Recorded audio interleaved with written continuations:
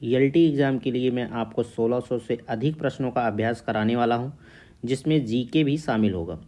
किसी भी काम में सफलता के लिए अभ्यास ज़रूरी है। अगर अभ्यास किए तो सफलता के चांसेस बढ़ जाते हैं। तो आप सभी का कंप्यूटर बेस्ड टेस्ट चैनल पर स्वागत है। आज का पहला प्रश्न आपके सामने है, तो शुरू करते हैं। कवि प्रिया और रसिक प्रिया किस कवि की रचनाएं? केशवदास, मतिराम, बिहारी, देव।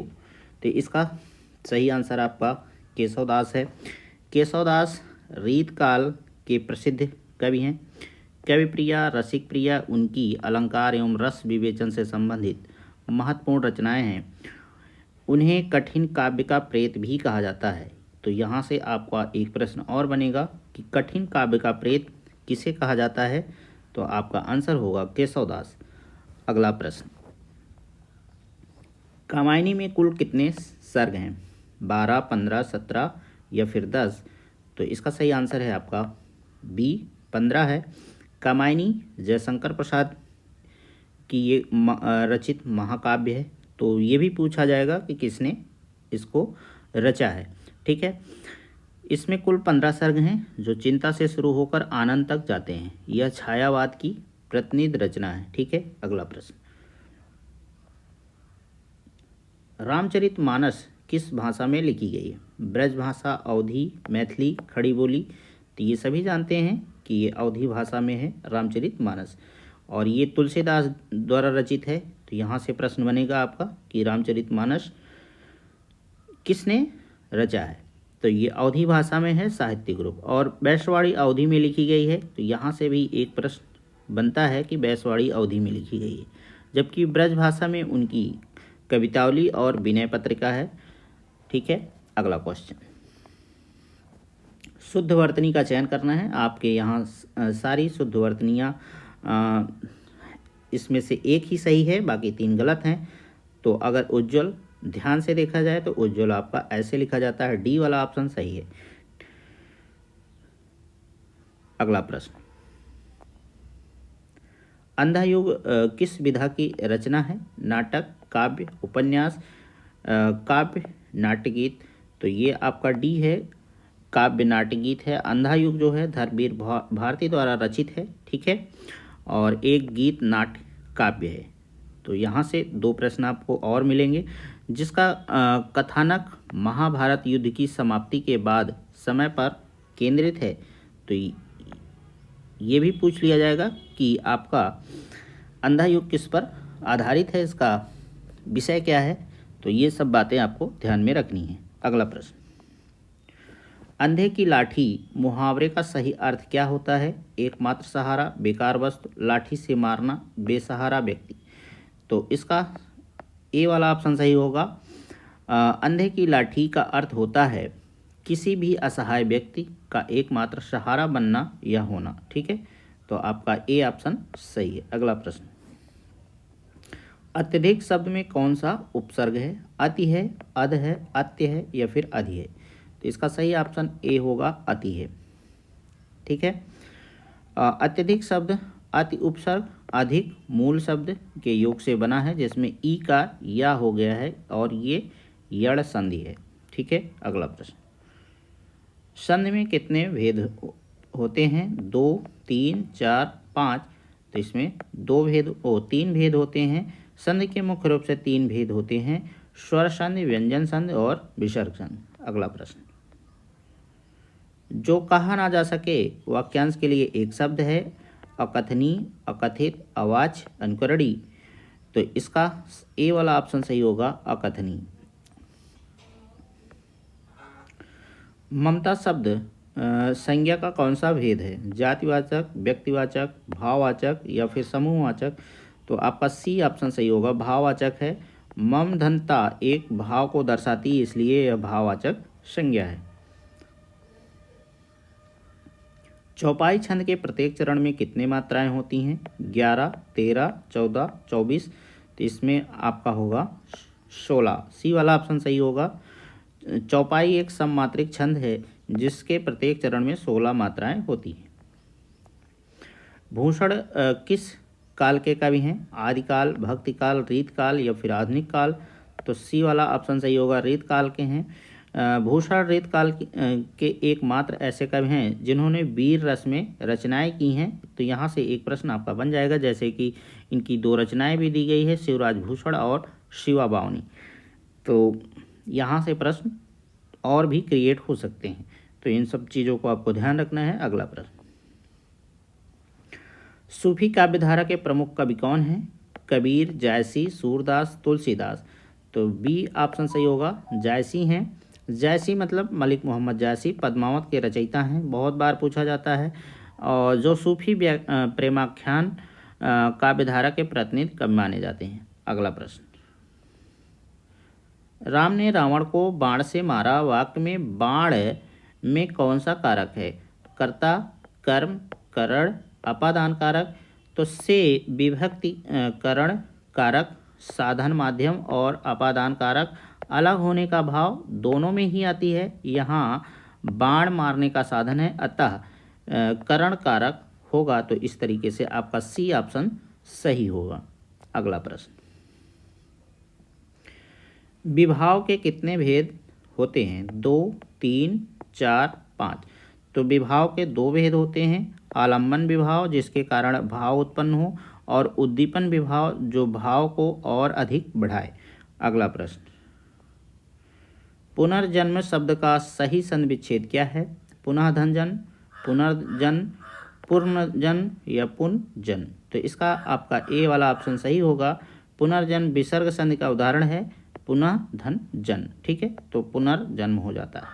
अगला प्रश्न, देवनागरी लिपि का विकास किस लिपि में हुआ है? खरोष्टी, ब्राह्मी, फारसी, गुरमुखी। तो ये ब्राह्मी में हुआ है। ठीक है, देवनागरी लिपि का विकास प्राचीन ब्राह्मी लिपि के उत्तरी शाखा से हुआ है। अगला प्रश्न, पद्मावत का नायक कौन है? रत्नसेन, नागमती, अलाउद्दीन, हीरामन। तो इसका ए ऑप्शन सही होगा, रत्नसेन। पद्मावत जायसी का नायक रत्नसेन चित्तौड़ के राजा हैं और नायिका पद्मावती हैं। अगला प्रश्न, बीभत्स रस का अस्थायी भाव क्या है? क्रोध, भय, जुगुप्सा, शोक। तो सी वाला ऑप्शन सही होगा, बीभत्स रस घृणा का अस्थायी भाव जुगुप्सा है। अगला प्रश्न, पुरस्कार कहानी के लेखक कौन हैं? प्रेमचंद्र, जैनेन्द्र, जयशंकर प्रसाद, अज्ञे। तो इसका सी वाला ऑप्शन सही होगा, जयशंकर प्रसाद। पुरस्कार प्रसिद्ध कहानी जयशंकर प्रसाद द्वारा लिखी गई है, जिसका केंद्रीय पात्र मधुलिका है। आपको पूछा जाता है कि मधुलिका किसके प्रमुख पात्र हैं, तो आप बता सकते हैं पुरस्कार के। उपमेय में उपमान का अभेद आरोप होने का कौन सा अलंकार होता है? उपमा, रूपक, उत्प्रेक्षा, मानवीकरण। तो आपका बी वाला ऑप्शन सही होगा, रूपक। जब उपमेय जिसकी तुलना हो और उपमान जिससे तुलना हो में कोई अंतर ना दिखाया जाए अभेद, तो वहाँ रूपक अलंकार होता है। चरण कमल। ठीक है, अगला प्रश्न, अल्पज्ञ का सही विलोम शब्द क्या है? सर्वज्ञ, अभिज्ञ, कृतज्ञ, अनभिज्ञ। तो यही होगा, अल्पज्ञ का मतलब सर्वज्ञ होता है, अल्पज्ञ का मतलब होता है कम जानने वाला, और इसका विलोम हो जाएगा सर्वज्ञ जो सब कुछ जानने वाला होता है। अगला प्रश्न, भारत भारती की रचना किस कवि ने की? सुमित्रा नंदन पंत, जयशंकर प्रसाद, मैथिली शरण गुप्त या फिर निराला। तो इसका सही आंसर है आपका सी, मैथिली शरण गुप्त। भारत भारती 1912 इसका प्रकाशन वर्ष है। राष्ट्र कवि मैथिली शरण गुप्त की रचना है, इनको राष्ट्र कवि भी कहा जाता है, ये भी जानते रहिए। प्रश्न बन जाएगा कि राष्ट्र कवि किसे कहा जाता है, कौन है? तो आपको बताना पड़ेगा कि मैथिली शरण गुप्त हैं, जिसने राष्ट्रीय सांस्कृतिक जागरण में महत्वपूर्ण भूमिका निभाई। अगला प्रश्न, प्रत्येक शब्द में कौन सा समास है? द्वंद्व, द्विगु, तत्पुरुष, अव्ययी भाव। तो इसमें डी ऑप्शन सही होगा, अव्ययी भाव समास है। प्रत्येक का अर्थ है प्रति धन एक। जिस समास में पहला पद प्रति अव्यय हो और प्रधान हो वह अव्ययी भाव समास कहलाता है। अगला प्रश्न, हिंदी साहित्य का इतिहास आचार्य शुक्ल के अनुसार आदिकाल का समय क्या है? 1050 से 1375 संवत की बात हो रही है। संवत 1375 से 1700, संवत 1700 से 1900, संवत 1900 तक। तो इसका सही आंसर आपका ए होगा, संवत 1050 से 1375 के बीच माना जाता है। आचार्य रामचंद्र शुक्ल ने संवत 1050 से 1375 तक के काल को आदिकाल या वीरगाथा काल नाम दिया है। तो पूछा जा सकता है आदिकाल को अन्य नाम क्या है, तो वीरगाथा काल है, ध्यान रखिएगा। भारतीय युग का वह समय भारतीय युग का समय काल माना जाता है 1800 से 1850, 1857 से 1900, 1900 से 1920, 1920 से 1936। तो इसका सही आंसर है आपका बी, 1857 से 1900 के बीच भारतीय युग को माना जाता है।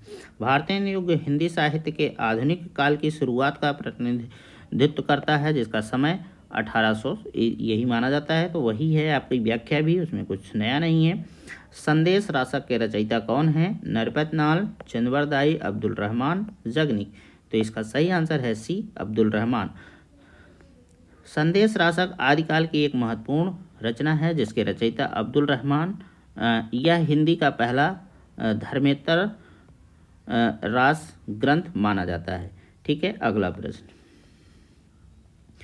श्रद्धा और प्रेम के योग को कौन सी मनोवृत्ति कहते हैं? भक्ति कहते हैं, करुणा कहते हैं, स्नेह कहते हैं, दया कहते हैं। तो इसका ऑप्शन ए सही होगा, भक्ति कहते हैं। आचार्य रामचंद्र शुक्ल के अनुसार श्रद्धा और प्रेम के योग का नाम भक्ति है। ठीक है, अगला प्रश्न। तत्सम शब्द का चयन कीजिए। खीर, दुग्ध, गाय, दही।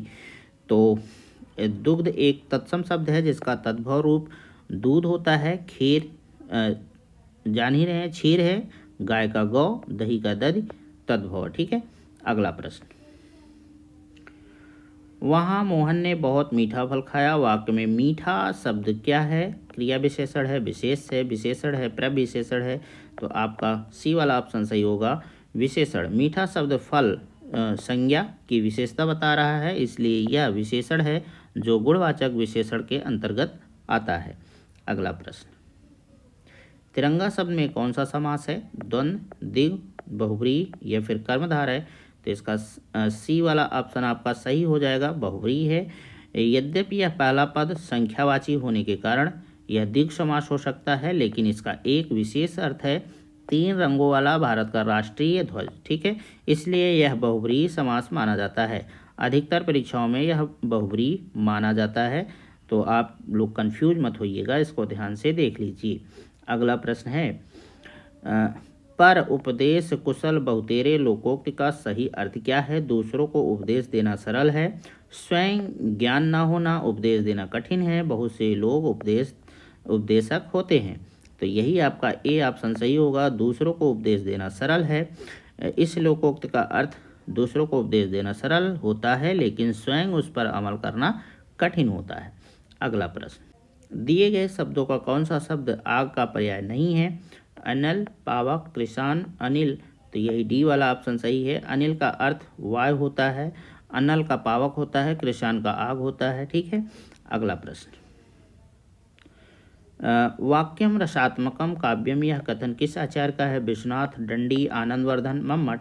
तो ए वाला ऑप्शन सही होगा, विश्वनाथ है। यह काव्य की परिभाषा आचार्य विश्वनाथ ने अपने ग्रंथ साहित्य दर्पण में दी गई है। तो यहाँ से प्रश्न बन सकता है कि किस ग्रंथ में मिलता है वाक्यम रसात्मकम काव्यम। तो आप बताएंगे साहित्य दर्पण, जिसका अर्थ है रसात्मकम वाक्य ही काव्य है। ठीक है, अगला प्रश्न।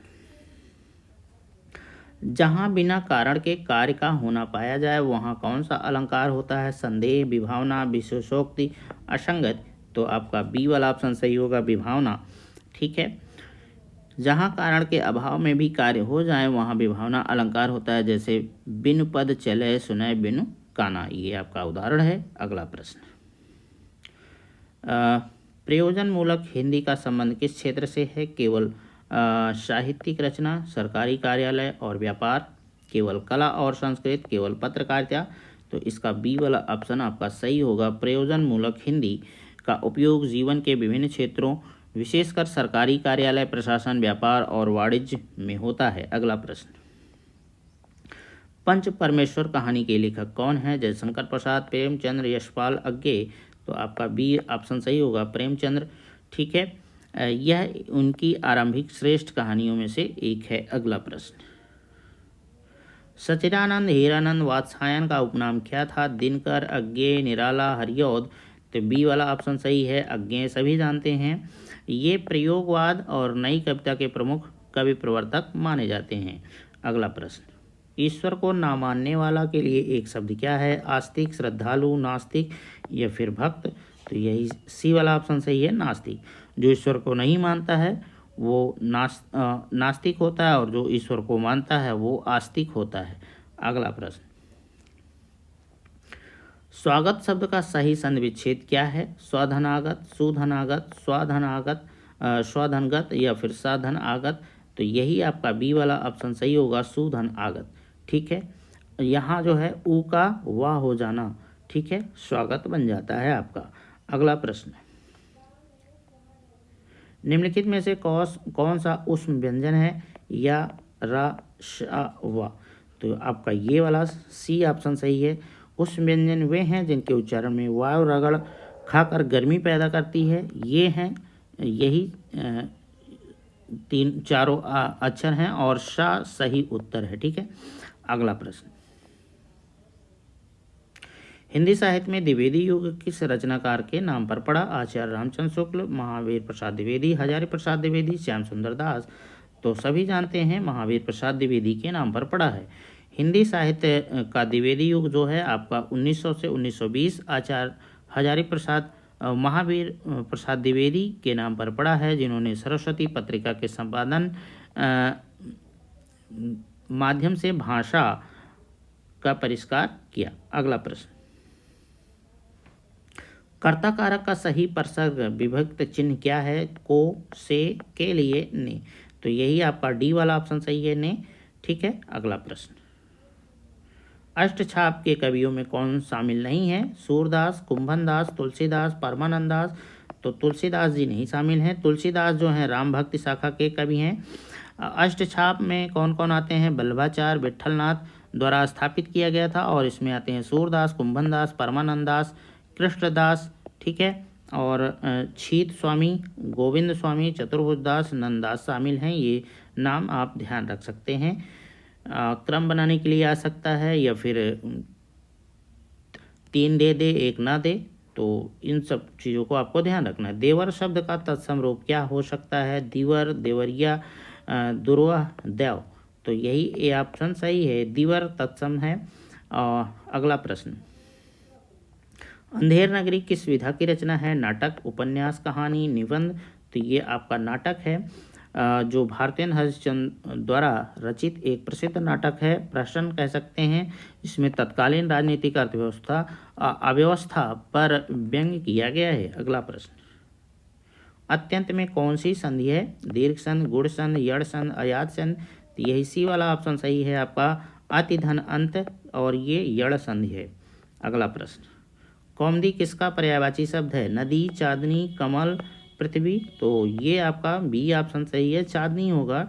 और चांदनी ये ज्योत्सना होता है। ठीक है, और देख लीजिए ज्योत्सना कैसे लिखा जाता है, शुद्ध वाक्य में लिखने के लिए आता है। पवन शब्द का स्त्रीलिंग क्या होगा? पवनैनी, पवनी, पवा, पवनी?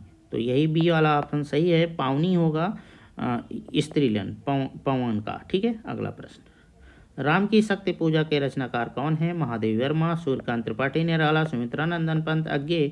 तो बी वाला ऑप्शन सही होगा, सूर्यकांत त्रिपाठी निराला। राम की शक्ति पूजा लंबी कविता के रचयिता सूर्यकांत त्रिपाठी निराला हैं, जो छायावाद के प्रमुख स्तंभों में से एक हैं। अगला प्रश्न, अब आपके जीके के प्रश्न होंगे 50 ठो, 50 हिंदी का था, अब 50 आपको जीके का मिलेंगे। तो चलिए शुरू करते हैं 1857 के क्रांति से। 1857 के विद्रोह के समय भारत का गवर्नर जनरल कौन था? Lord Dalhousie, Canning, lord Hasting या वेस्ली? तो ये बी वाला ऑप्शन सही है, कैनिंग होगा। ठीक है, 1857 के विद्रोह के समय लॉर्ड कैनिंग भारत का गवर्नर जनरल था। वह 1858 के बाद भारत का पहला वायसराय भी बना। तो याद रखिएगा, पहला वायसराय लॉर्ड कैनिंग भी था और 1857 के समय भी यही था। ठीक है, तो ध्यान में रखिएगा। ये क्या किया गया कि गवर्नर के जगह फिर वायसराय बनने लगे भारत में 1857 मतलब 58 के बाद। ठीक है, अगला प्रश्न, भारतीय संविधान का कौन सा अनुच्छेद अस्पृश्यता का अंत से संबंधित है? अनुच्छेद 14, 17, 19, 21 तो सभी जानते हैं ये सी वाला ऑप्शन सही है। अनुच्छेद 17 मौलिक अधिकार के तहत अस्पृश्यता या छुआछूत को समाप्त करता है और इसे किसी भी रूप में अभ्यास करना निषिद्ध करता है। मतलब आपको छुआछूत नहीं करना है, नहीं तो आप जेल भी जा सकते हैं, इसके लिए दंड तो मिल सकता है। भारत की सबसे लंबी तटरेखा वाला राज्य कौन सा है? बहुत ही फेमस क्वेश्चन है। महाराष्ट्र, गुजरात, तमिलनाडु, आंध्र प्रदेश तो बी वाला ऑप्शन सही होगा, गुजरात। और इसकी 1214 किलोमीटर की ये लंबी रेखा है, ठीक है, तटरेखा। अगला प्रश्न है, वर्ष 2025 में नोबेल शांति पुरस्कार किसे प्रदान किया गया? मारिया रेसा, नरगिस मोहम्मदी, विश्व स्वास्थ्य संगठन, मारिया कोरिना मचाडो। तो यही डी वाला ऑप्शन सही होगा, मारिया कोरिना मचाडो, और ये निवासी हैं वेनेजुएला के, ठीक है। अगला प्रश्न, नीली क्रांति किससे संबंधित है? तिलहन उत्पादन, दुग्ध उत्पादन, मत्स्य उत्पादन या फिर उर्वरक उत्पादन? तो यही सी वाला ऑप्शन सही होगा, मत्स्य उत्पादन। नीली क्रांति का संबंध देश में मछली उत्पादन से संबंधित है, याद रखिएगा। अगला प्रश्न, निम्नलिखित में कौन सी गैस ग्रीन हाउस गैस नहीं है? Carbon dioxide, methane, nitrous oxide या फिर हाइड्रोजन? तो डी वाला ऑप्शन सही है, हाइड्रोजन एक ग्रीन हाउस गैस नहीं है। ग्रीन हाउस गैसें पृथ्वी के वायुमंडल में ऊष्मा को रोकती हैं। अगला प्रश्न, सिंधु घाटी सभ्यता का सबसे महत्वपूर्ण बंदरगाह नगर कौन सा है? हड़प्पा, मोहनजोदड़ो, लोथल, कालीबंगा? तो यही सी वाला ऑप्शन सही है, लोथल। गुजरात में सिंधु घाटी सभ्यता का सबसे प्रमुख बंदरगाह गोदीवाड़ा नगर था। अगला प्रश्न, भारतीय राष्ट्रीय कांग्रेस की स्थापना कब हुई? 80, 85, 90 या फिर 1905 में? तो बी वाला ऑप्शन सही है, भारतीय राष्ट्रीय कांग्रेस की स्थापना 1885 हुम द्वारा की गई थी। बहुत ही फेमस क्वेश्चन, बार बार पूछा जाता है। भारतीय संविधान की आत्मा किसे कहा गया है? मौलिक अधिकार को, नीति निर्देशक सिद्धांत को, संवैधानिक उपचारों का अधिकार को या फिर प्रस्तावना को? तो प्रस्तावना को जो है आत्मा कहा गया है। प्रस्तावना को सामान्यतः भारतीय संविधान की आत्मा कहा जाता है। डॉक्टर अंबेडकर ने अनुच्छेद 32 को संवैधानिक उपचारों का अधिकार संविधान की आत्मा कहा है, ठीक है। अगला प्रश्न, भारत का सबसे ऊंचा पर्वत शिखर कौन सा है? Mount Everest, Kanchenjunga, Godwin Austin K2 भी कहा जाता है इसे, और नंदा देवी? तो यही सी वाला ऑप्शन सही है। और ये वर्तमान में भारत के जो है देख रेख में है भी नहीं, ये POK में पड़ता है, ठीक है। तो अगला प्रश्न,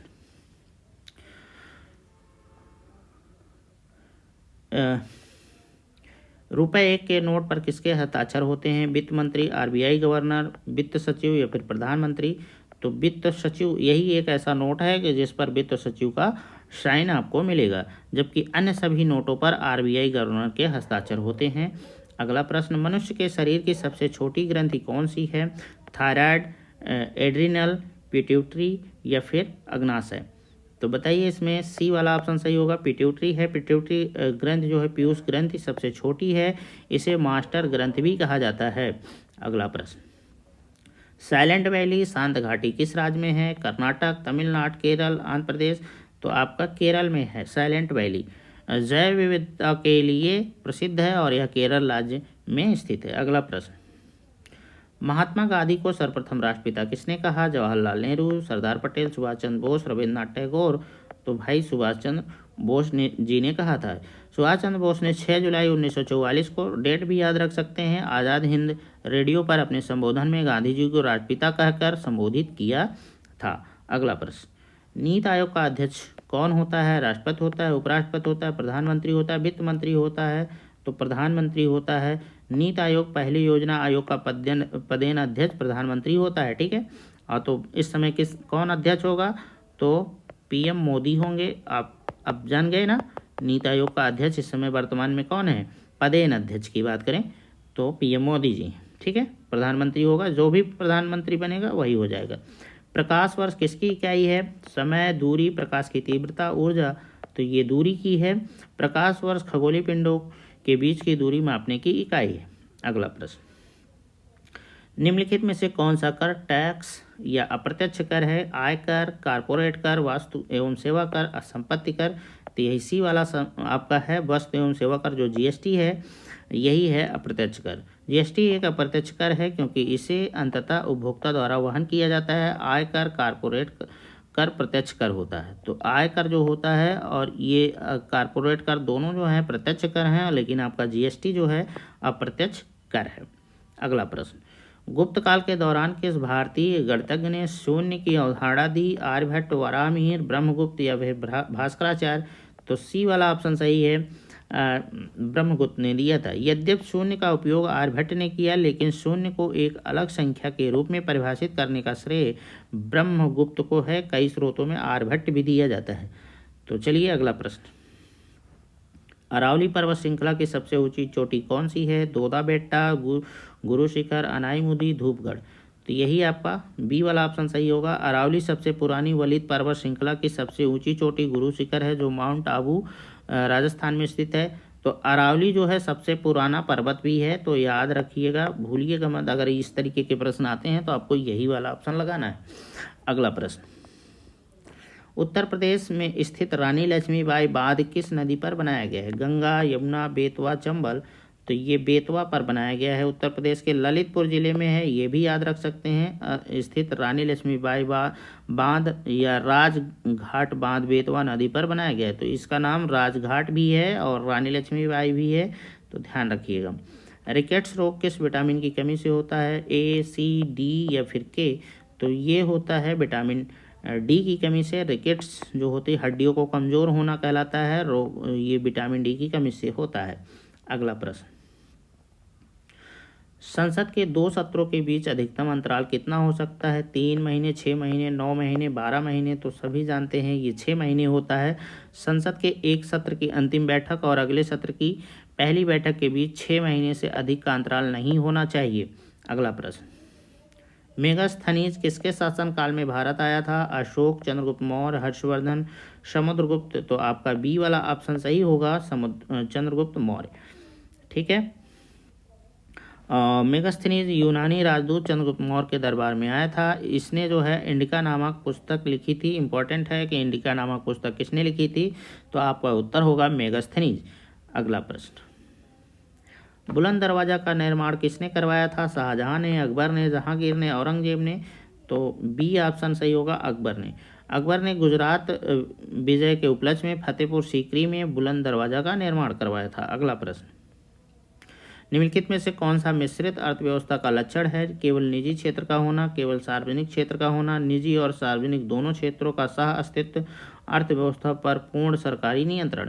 तो ये आपका सी वाला ऑप्शन सही होगा। मिश्रित अर्थव्यवस्था वह है जहां निजी और सार्वजनिक दोनों क्षेत्रों का सह अस्तित्व होता है। भारत की अर्थव्यवस्था मिश्रित अर्थव्यवस्था है। अगला प्रश्न, ओजोन परत वायुमंडल की किस परत में पाई जाती है? क्षोभ मंडल, जिसे ये आप दोनों याद रखिएगा, हिंदी वाला भी इंग्लिश वाला भी, नहीं तो आपका गलत हो जाएगा। क्षोभ मंडल को ट्रोपोस्फियर कहते हैं, समताप मंडल को स्ट्रेटोस्फियर कहते हैं, मध्यमंडल को मेसोस्फियर कहते हैं, आयन मंडल आयनोस्फियर को कहते हैं। तो और इसका ऑप्शन बी वाला सही होगा। ओजोन परत जो होता है आपके समताप मंडल में होता है। ओजोन परत पृथ्वी को पराबैंगनी किरणों से बचाती है और यह मुख्य रूप से समताप मंडल में पाई जाती है। देखिए, कभी कभी ये हिंदी वाला हटा के आपको इंग्लिश वाला दे दिया जाएगा, कभी कभी सिर्फ यही दिया जाता है इंग्लिश हिंदी वाला। तो इसको आपको पूरे याद रखने, हिंदी और इंग्लिश सब याद रखना, ठीक है, तभी आप इस तरीके के प्रश्न को सही कर पाएंगे। चलिए अगला प्रश्न, भारत में स्वतंत्रता के बाद पहला आम चुनाव कब आयोजित किया गया था? 1947, 1950, 1951, 52 या फिर 57? तो यही सी वाला ऑप्शन सही है, 51, 52। अगला प्रश्न, हड़प नीति, जिसे डॉक्ट्रिन ऑफ लैप्स भी कहा जाता है, किसने शुरू की थी? लॉर्ड वेस्ली, कॉर्नवालिस, डालहौजी या फिर लॉर्ड कैनिंग? तो यही सी वाला सही है, लॉर्ड डलहौजी। लॉर्ड डलहौजी ने हड़प नीति या व्यक्तिगत सिद्धांत, ये दोनों नाम है, ये इसको याद रखिएगा। व्यक्तिगत सिद्धांत भी इसे ही कहा जाता है, शुरू की थी, जिसके तहत शासक के निसंतान मरने पर रियासत को ब्रिटिश साम्राज्य में मिला लिया जाता था। अगला प्रश्न, उत्तर प्रदेश का राज्य पक्षी क्या है? मोर, सारस क्रेन, गौरैया, कोयल? तो ये सारस क्रेन है। अगला प्रश्न, भारतीय रिजर्व बैंक का राष्ट्रीयकरण किस वर्ष किया गया था? 1935, 1949, 1955, 1969? तो 1949 में किया गया था। आरबीआई की स्थापना 1935 में हुई थी, लेकिन इसका राष्ट्रीयकरण जो है 1949 में किया गया था। तो स्थापना और राष्ट्रीयकरण अंतर है, ठीक है। अगला प्रश्न, वीरों का कैसा हो वसंत कविता के रचयिता कौन है? महादेवी वर्मा, सुभद्रा कुमारी चौहान, माखनलाल चतुर्वेदी, रामधारी सिंह दिनकर। तो बी वाला ऑप्शन सही है, सुभद्रा कुमारी चौहान। यह राष्ट्रीय भावना से ओतप्रोत कविता सुभद्रा कुमारी चौहान द्वारा लिखी गई है। अगला प्रश्न है, पाया जो मैंने राम रतन धन पायो में कौन सा अलंकार है? उपमा, उत्प्रेक्षा, रूपक या फिर यमक। तो सी वाला ऑप्शन सही है, रूपक है। यहाँ राम रतन धन उपमेय और रत्न धन उपमान का अभेद आरोप है, अतः रूपक अलंकार है। अगला प्रश्न, निशाचर में कौन सा समास है? तत्पुरुष, कर्मधार है, बहुव्रीहि, अव्ययी। तो यही आपका बहुव्रीहि है। निशाचर का अर्थ है रात में विचरण करने वाला अर्थात राक्षस। यह एक विशेष अर्थ देता है, इसलिए यह बहुव्रीहि समास है। अगला प्रश्न, तुलसीदास द्वारा रचित विनय पत्रिका की भाषा क्या है? अवधी है, ब्रजभाषा है, खड़ी बोली है, मैथिली है। तो ये ब्रजभाषा है। तुलसीदास ने रामचरित अवधी में लिखा, जबकि विनय पत्रिका की रचना उन्होंने ब्रजभाषा में की है। संविधान के किस अनुच्छेद में हिंदी को राजभाषा घोषित किया गया? अनुच्छेद 341, 43, 51 या फिर 60। तो इसका सही ऑप्शन है बी, अनुच्छेद 343। संविधान के अनुच्छेद 343(1) में हिंदी को संघ की राजभाषा और लिपि देवनागरी घोषित किया गया। अगला प्रश्न, जहाँ एक ही शब्द के अनेक अर्थ निकले वहाँ कौन सा अलंकार होता है? अनुप्रास, श्लेष, यमक, वक्रोक्त। तो बी वाला ऑप्शन सही है, श्लेष। जब एक शब्द एक ही बार प्रयुक्त हो पर उसके अर्थ प्रसंगानुसार अलग अलग हो तो श्लेष अलंकार होता है। अगला प्रश्न है, कठिन काव्य का प्रेत किस कवि को कहा जाता है? बिहारी, केशवदास, पद्माकर, देव। तो बी वाला ऑप्शन सही है, केशवदास। उनकी क्लिष्ट और चमत्कारिक प्रिय रचनाओं जैसे रामचंद्रिका के कारण केशवदास को कठिन काव्य का प्रेत कहा जाता है। ठीक है। अगला प्रश्न, उत्कर्ष शब्द का सही विलोम क्या है? अपकर्ष है, संघर्ष है, निकर्ष है, पतन है। तो ए वाला सही है, उत्कर्ष का अपकर्ष होता है। उत्कर्ष मतलब उन्नति और इसका विलोम जो है अपकर्ष हो जाएगा, इसका मतलब है अवनति। अगला प्रश्न, चाय शब्द किस भाषा में हिंदी में आया है? पुर्तगाली, चीनी, जापानी, अरबी। तो बी वाला ऑप्शन सही है, चाय और लीची जैसे शब्द चीनी भाषा से हिंदी में आए हैं। अगला प्रश्न, क्रिया विशेषण के कितने भेद होते हैं? 2, 3, 4, 5। तो 4 होते हैं। क्रिया विशेषण के मुख्य रूप से 4 भेद होते हैं, रीतिवाचक, कालवाचक, स्थानवाचक और परिमाणवाचक। अगला प्रश्न, हिंदी साहित्य का पहला इतिहास किस भाषा में लिखा गया? हिंदी, उर्दू, फ्रेंच, अंग्रेजी। तो ये फ्रेंच में लिखा गया था। हिंदी साहित्य का पहला इतिहास गार्सा द तौसी द्वारा रचित फ्रेंच भाषा में लिखा गया था। ठीक है, याद रहेगा। अगला प्रश्न, पवित्र शब्द का सही संविच्छेद क्या है? पाधानित्र, पोधनित्र, पौधनित्र या पाधनित्र। तो ये बी वाला ऑप्शन सही है, पोधनित्र। पवित्र में अयाद संधि है। ठीक है, और इसे इस तरीके से लिखा जाता है संविच्छेद करते समय। अगला प्रश्न है, मृगावती किस कवि की रचना है? कुतुबन, जायसी, मंझन, मुल्ला दाऊद। तो ये कुतुबन की है मृगावती। सूफी प्रेमाख्यानक काव्यधारा के कवि कुतुबन की रचना है। अगला प्रश्न, गंगा शब्द संज्ञा का कौन सा भेद है? जातिवाचक, व्यक्तिवाचक, भाववाचक, समूहवाचक। तो इसका व्यक्तिवाचक है। गंगा एक विशिष्ट नदी का नाम है, इसलिए यह व्यक्तिवाचक संज्ञा है। अगला प्रश्न, उड़ान शब्द में कौन सा प्रत्यय है? ना, आन, डान, आ। तो इसका बी वाला ऑप्शन सही है, आन। उड़ान क्रिया उड़ना से बना है जिसमें आन प्रत्यय लगा है। उड़ धन आन। ठीक है, उड़ान। अगला प्रश्न, आदिकाल को वीरगाथा काल नाम किसने दिया? हजारी प्रसाद द्विवेदी, आचार्य रामचंद्र शुक्ल, राहुल शंकरत्यायन, राम कुमार वर्मा। तो यही बी वाला ऑप्शन सही है, आचार्य रामचंद्र शुक्ल। तो आचार्य रामचंद्र शुक्ल ने आदिकाल को वीरगाथा काल नाम दिया है। अगला प्रश्न है, मुहावरे और लोकोक्ति में अंतर क्या होता है? मुहावरा पूर्ण वाक्य है, लोकोक्ति वाक्यांश होती है, लोकोक्ति पूर्ण वाक्य होती है, दोनों एक ही हैं। तो सी सही होगा, लोकोक्ति जो होता है पूर्ण वाक्य होता है, जबकि मुहावरा एक वाक्यांश है। ठीक है। अगला प्रश्न, हिंदी दिवस कब मनाया जाता है? 10 जनवरी, 14 सितंबर, 26 जनवरी, 19 और 14 नवंबर। तो इसका सही आंसर है 14 सितंबर को मनाया जाता है। हिंदी को राजभाषा के रूप में स्वीकार किए जाने के उपलक्ष्य में प्रतिवर्ष 14 सितंबर को हिंदी दिवस के रूप में मनाया जाता है। अगला प्रश्न है, उपभोक्तावाद की संस्कृत निबंध के लेखक कौन है? हरिशंकर परसाई, श्यामाचरण दुबे, प्रेमचंद्र, हजारी प्रसाद द्विवेदी। तो ये बी वाला ऑप्शन सही है, श्यामाचरण दुबे। उपभोक्तावाद की संस्कृति एक प्रसिद्ध निबंध है जिसके लेखक श्यामाचरण दुबे हैं। तो आज का अंतिम प्रश्न आपके सामने है। लिखा है, जयसिंह किस राजा के आश्रय में रहते थे? शेरशाह सूरी, अकबर, हुमायूं, कृष्णदेव। तो ये शेरशाह सूरी के आश्रय में थे और शेरशाह सूरी के समकालीन थे, ठीक है, कुछ समय के लिए उनके आश्रय में रहे थे। तो ये था आज आपका 100 प्रश्नों का टेस्ट। कैसा लगा आप ज़रूर बताइएगा। मैं आपके बचे कितने प्रश्न? 1500 बचे हैं। आज ये हो गया और मैं कोशिश करूँगा कि आपके एग्ज़ाम जो है 6 दिसंबर को है ना, तो उससे पहले ही मैं ये सारे क्वेश्चन आपको दे दूँ 2-3 दिन पहले, जिससे आपको रिलैक्स मिल जाए। 2-3 दिन पहले मान के चलिएगा, आपको मैं 3 दिसंबर तक पूरा प्रोवाइड करा दूंगा ये 1600 क्वेश्चन। किसी दिन ऐसा होगा कि मैं 2 वीडियो उसमें डाल दूंगा या 3 वीडियो कोशिश करूंगा। 2 ही ठीक रहेगा, क्योंकि ज़्यादा हो जाएगा तो पढ़ने में भी मज़ा नहीं आता। तो चलिए दूसरा टेस्ट सीरीज आपको लेके मिलेंगे जल्द ही मतलब अगले दिन। तो चलिए आज के लिए इतना ही। नमस्कार।